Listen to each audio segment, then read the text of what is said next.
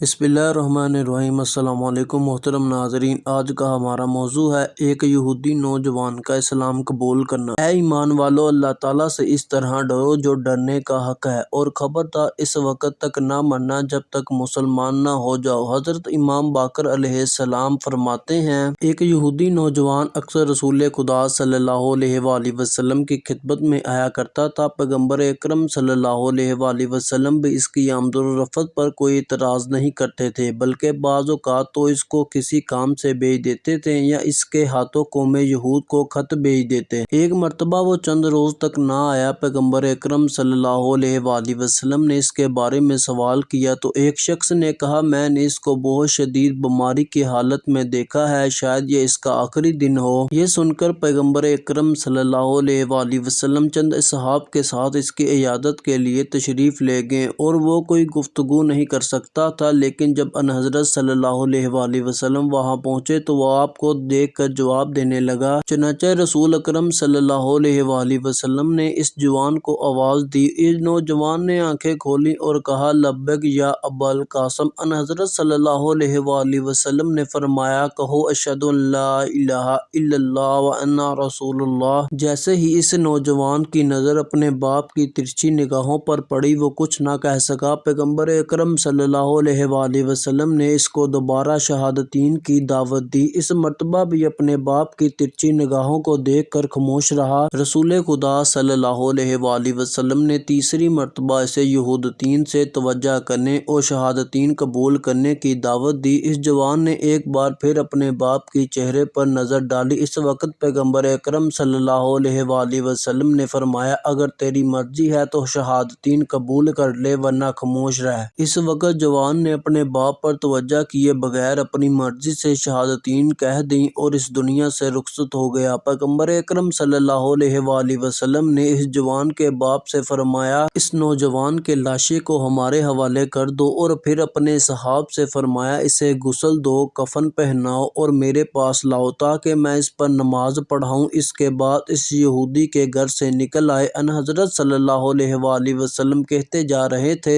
خدایا تیرا شکر ہے کہ آج تو نے میرے ذریعے ایک نوجوان کو آتش جہنم سے نجات دی۔ اسلامی واقعات کے لیے ہمارے چینل کو سبسکرائب کریں اور ساتھ ہی بیل آئیکن کو دبا دیں تاکہ کوئی بھی نئی آنے والی ویڈیو آپ تک پہنچ سکے۔ اللہ نگہبان۔